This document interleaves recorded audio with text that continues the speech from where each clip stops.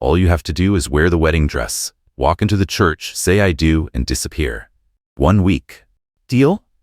Melanie looked up from her worn-out notebook, squinting at Nora as if her friend had just suggested selling her soul to the devil. Come again? Nora shrugged, leaning on the counter with both elbows. Outside, early snow was dusting the old wooden sign of the vintage bookstore where Melanie had been working part-time for the past 3 months. He needs a bride. You need money.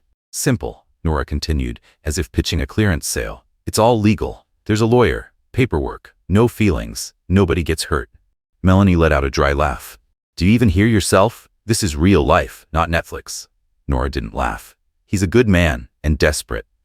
Before she became the girl behind the bookstore counter, Melanie used to stand at the front of a classroom. She loved her third graders, loved the mornings that smelled of pencils and brand new notebooks. But after her father passed away from a stroke, everything began to fall apart, piece by piece. Almost at the same time, her fiancé, the man who had spent a year planning their wedding, told her he wasn't sure he was ready for forever. He disappeared 3 days before the ceremony. Melanie left the city, moved to a small suburb out west, and rented a tiny apartment behind a gas station. Quietly, she applied for a job at an old bookstore. Here, no one knew who she was. She didn't need them to. She no longer taught. She no longer dreamed. The only person who had stayed by her side, from their college years until now, was Nora. Back then, they studied education together, shared a dorm room, even split their last packets of instant noodles during exam season. Nora had always been the bold, adventurous one, while Melanie was gentle and cautious. Now, as both had reached the stage of life where nothing looked like the plans they once made on paper, Nora was still the only one who could pull Melanie out of her own silence. Nora dragged out an old wooden chair and sat down across from her. His name's Spencer Alden. Not the kind of millionaire who throws money around. He's solid, private, runs a charity that supports thousands of disabled kids. His father passed away last month. According to the will, if Spencer doesn't get married within 30 days, control of the foundation goes to some investment group. Melanie frowned. Not our problem. He just needs someone to play the role of a legal wife, a private ceremony, witnesses, a marriage license.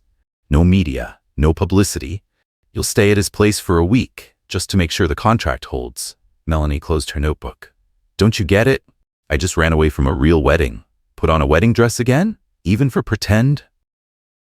Nora looked at her, silent for a few seconds. You're 3 months behind on rent, and the hospital just sent your dad's final medical bill. You're not planning to ignore that, are you? The words hit Melanie like a cold metal hanger pressed against her chest on a freezing morning. She stared out the window, where the snow was falling thicker. White, soundless. That night, Melanie sat alone in her tiny apartment, opening an old box filled with her father's handwritten letters. He used to tell her, helping others is never wrong, as long as you don't lose yourself. She turned on her phone and typed a message. I'll meet him. Once. The meeting took place the next afternoon in a lawyer's office, elegant but understated. Spencer sat at the head of the table, white shirt, pale gray tie, eyes steady and unreadable. He stood to shake her hand. Not cold, not warm, just enough to remind her he was real. He didn't ask much, didn't try to impress. His voice was calm, almost detached. We'll keep everything within the agreement. You're free to walk away at any time. Why did you choose me? Melanie asked, unable to hide her suspicion. Spencer paused for a few seconds. Because you were the only one who didn't ask how much I'd pay. A contract was placed in front of her. Short, precise, not a single unnecessary word.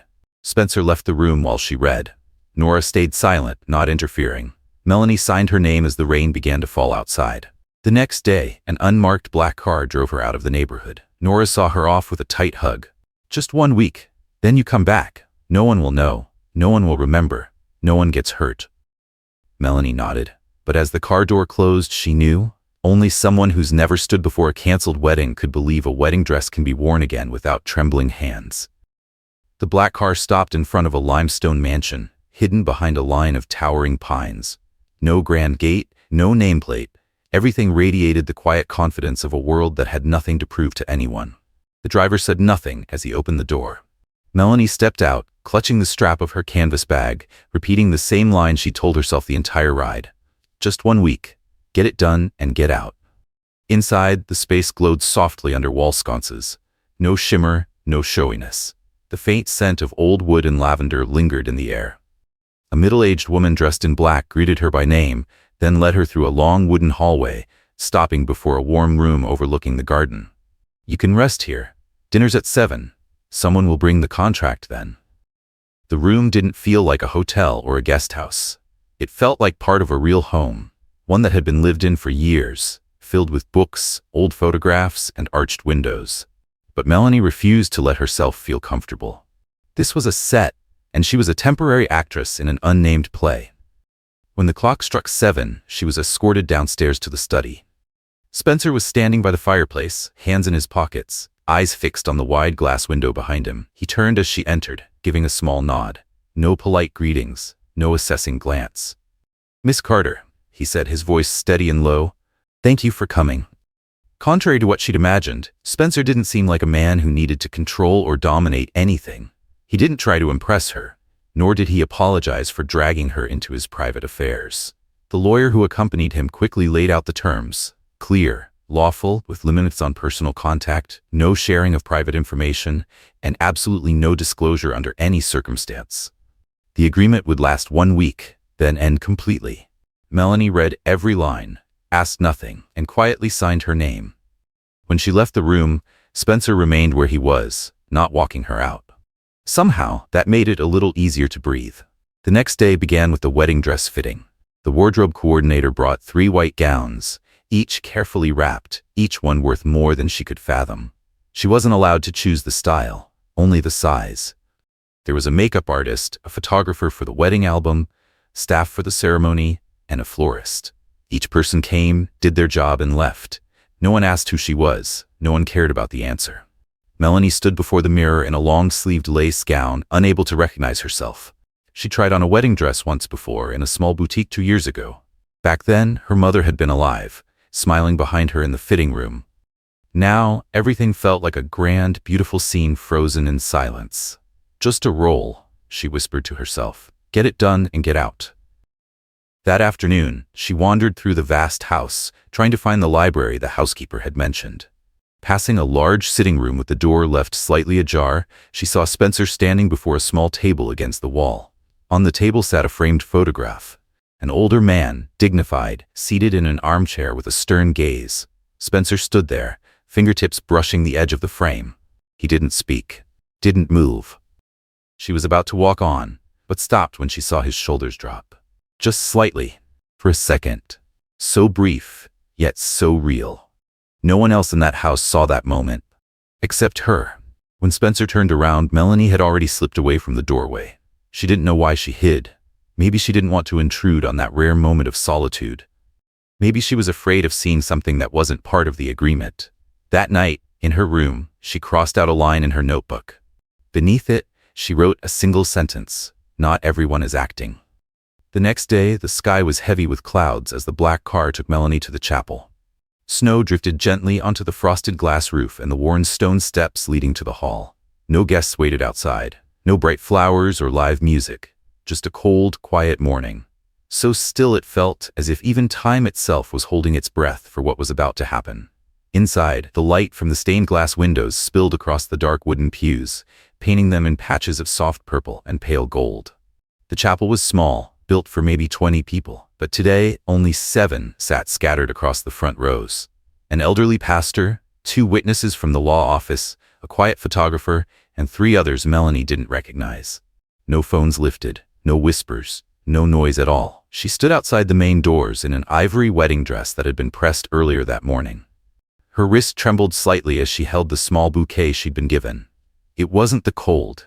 It was the eerie feeling of an old dream returning.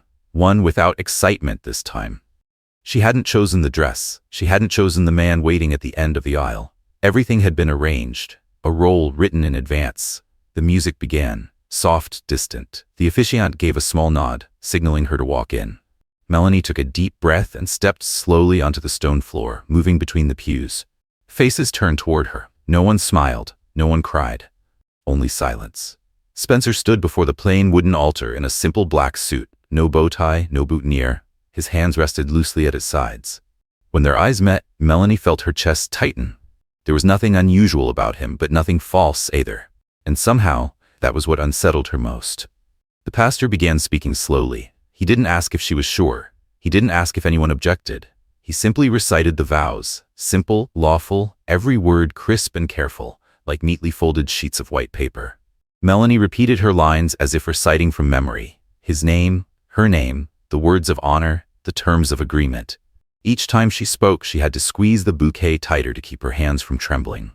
When Spencer spoke his part, his voice wasn't loud or dramatic, but each word came clear and steady, as if weighed and chosen long before this day. Then the pastor looked at her. "Do you, Melanie Carter, take this man?" The question hung in the air. Everyone in the room looked toward her. Her eyes stayed fixed on the man standing before her. The words "I do" sat ready on her tongue. She'd practiced them, whispered them the night before, repeated them to herself in the bathroom mirror. But now, as the moment arrived for real, her lips refused to move. Spencer tilted his head slightly toward her, just close enough that no one else could hear, and spoke softly. "This is real, at least for me." That line wasn't in the contract. It wasn't part of any rehearsal. It wasn't within the agreed boundaries. Yet it shattered every wall she'd built. Melanie felt her chest hollow out. Not because of what he said, but because of how he said it. There was no persuasion in his tone, no hint of pity. It sounded like someone who had finally dropped his last defense, exposing the most fragile part of himself. She blinked once, then heard her own voice whisper, soft, almost as if answering something far greater than a vow. "I do." The pastor nodded. "By the power vested in me." The next words were the legal declaration. Then came the final ritual. "You may now kiss the bride." Spencer stepped forward, not hurried, not hesitant. One hand slipped gently behind her back. The other steadied her limp arm. He lowered his head. The kiss wasn't long, it wasn't dramatic, but the first brush of his lips sent her heart off rhythm. The warmth of his hands seeped through the fabric, holding her as if he were afraid she might fall. In that moment, Melanie realized she'd forgotten she was acting, and the man standing before her no longer felt like a role either. His hand was still on her back when the camera clicked for the first time. And she knew what had just happened could never be undone. Not in her memory, not in her body, and maybe not in his heart either. The morning after the wedding, the house was empty except for the two of them. No congratulations, no reception, no wilted petals scattered on the floor. Just silence, filling every corner as if nothing had ever taken place. Spencer sat at the dining table, a laptop open in front of him, a cup of black coffee by his hand. Melanie walked into the kitchen, poured herself a glass of water, and sat at the opposite end of the table. Neither spoke. The days that followed unfolded in a kind of measured quiet. Spencer worked remotely. Online meetings filled his closed office. Each time Melanie passed by, she heard his voice, steady, even, emotionless, yet distinct. She never knew whether he was speaking to business partners or the foundation's board, but every time she caught the sound of his voice, she found herself pausing for a heartbeat before walking on. He never intruded on her space, and he never expected her to be present in his.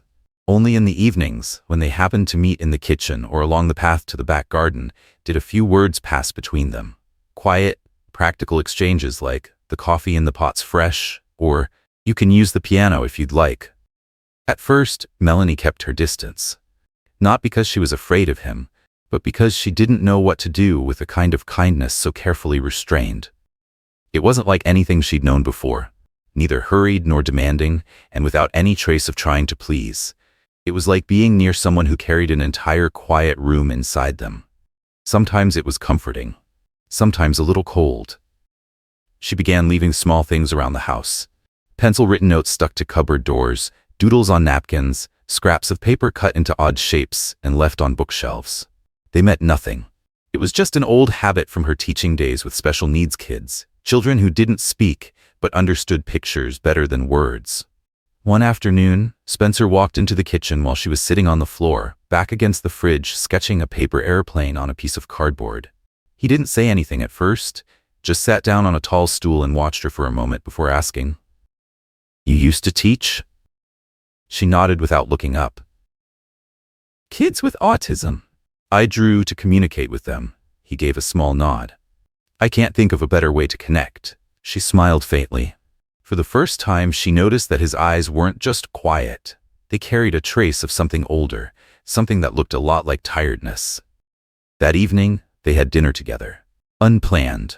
Unintentional. Melanie had just pulled a tray of bread from the oven when Spencer walked in, drawn by the smell that filled the house.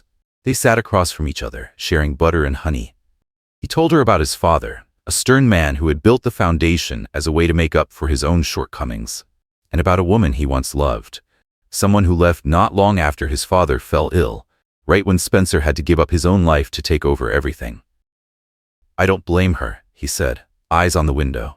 "It's just, since then, I've slowly forgotten who I was."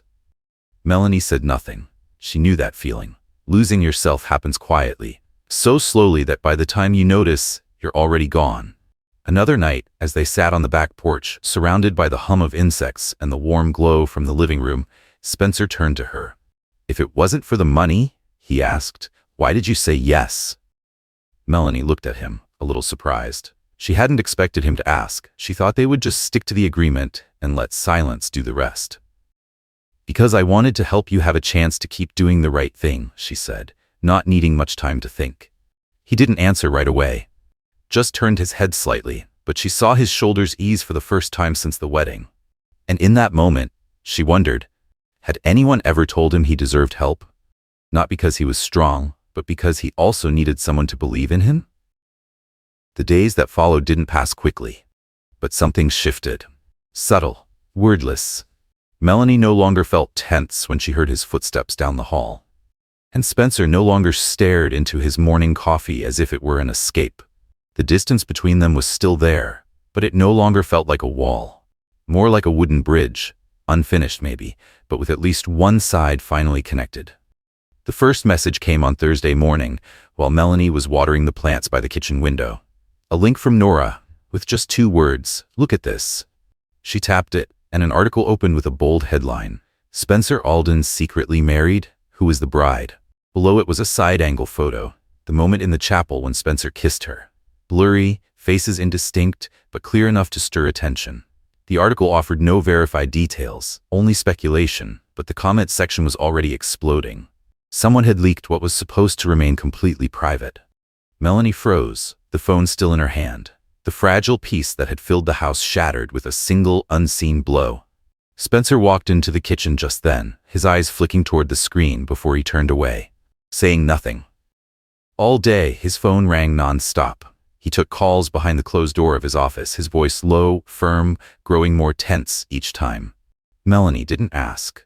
She waited for him to say something, an explanation, maybe, or just a simple, "I'm sorry this dragged you into it."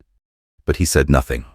That night, when she came downstairs, Spencer was standing by the fireplace, his dress shirt still creased from the day, a glass of wine in his hand, untouched. He turned toward her, his eyes dull and distant. "I'll take care of it. You don't need to worry." That was all. No explanation, no question about how she felt, just a line from someone more used to giving orders than sharing truth. Melanie nodded and turned away, her chest heavy. She wasn't upset about the leak.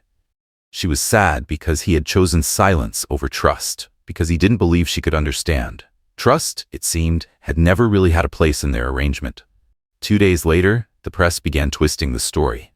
One headline stood out. "Insider claims the Alden marriage was a ruse to retain control of the foundation." It was no longer a rumor. It was an accusation. Melanie found Spencer sitting alone in his study, the door open. He wasn't taking any more calls, just staring at the blank screen in front of him, as if trying to recalculate his entire life. His eyes were sunken, his back held so straight it looked painful. Later that night, as she walked down the hall, she stopped outside his room, meaning to knock. But then she heard his voice from inside, low, tense, speaking to someone on the phone. "She doesn't know, and it's better if she doesn't." The other person's reply was faint, muffled. Then Spencer spoke again, slower this time, as if fighting to keep something inside. "If she knew the real reason I chose her, she'd never forgive me." Melanie froze where she stood. She didn't need to hear more. She didn't need to know what that reason was. The words "chose her" alone were enough to make her chest tighten. She wasn't supposed to be a decision, not a move in some family strategy. But clearly, in Spencer's eyes, she had never been just a person. She was a convenient choice. She stepped back, one hand pressed to the wall to steady herself. Every moment from the past few days, the softened glances, the faint smiles, the quiet dinners, the gentle questions, all of it suddenly felt suspect. Had any of it been real? Melanie went back to her room and sat on the edge of the bed, gripping the blanket tightly in her fists. Her own words echoed in her head. I wanted to help you have a chance to keep doing the right thing. She had said it with every ounce of sincerity she had left. And him, what had he done with it? That night, the snow began to fall again. Outside, the world might have still been quiet, but inside her, something had cracked. Not in anger, but in a hollow kind of disappointment, so deep it drained away the will to even ask why. By morning, Spencer was gone. The mug he always used still sat on the kitchen counter, the coffee inside gone cold. His laptop was missing. His phone wouldn't connect. The front door was locked from the outside. No note, no explanation, not a single word. Melanie searched every room, even knowing it was pointless. She called Nora, the law office, even the driver who'd brought her here that first day. Every answer was the same. We don't know. Only the media knew. The news spread like wildfire. Headlines screaming, Spencer Alden vanishes amid fake marriage scandal, flooded every social feed. Some speculated he'd run away. Others claimed he'd been suspended from his position. Reporters gathered outside the estate gates, cameras aimed at the second-floor windows as if waiting to capture her tears. But Melanie didn't cry. She just felt hollow, as if someone had quietly pulled all the air out of the house. For days, Spencer's quiet presence, his steady rhythm in the background had filled the silence. Now that he was gone, she realized how much that silence had depended on him. That afternoon, she began packing. She didn't know where she would go, only that staying here no longer made sense. When she opened the nightstand drawer in Spencer's study, she found a folded sheet of paper tucked inside a thin black book. A letter, unfinished, unsent. His handwriting, neat but slightly slanted, with a few words crossed out and rewritten. Melanie sat down, her hands trembling as she began to read. Bookmark. I know you'll never forgive me if you find out the real reason I chose you. But I also know that, among everyone who's ever met me, you're the only one who didn't see me as a means to an end. Not for the money, not for the name, not for the connections. You saw me as a person, a lost man, still trying to do the right thing. I didn't choose you because you were perfect. I chose you because you reminded me of who I was before everything became an obligation. I'm afraid to say this, not because of you, but because of myself.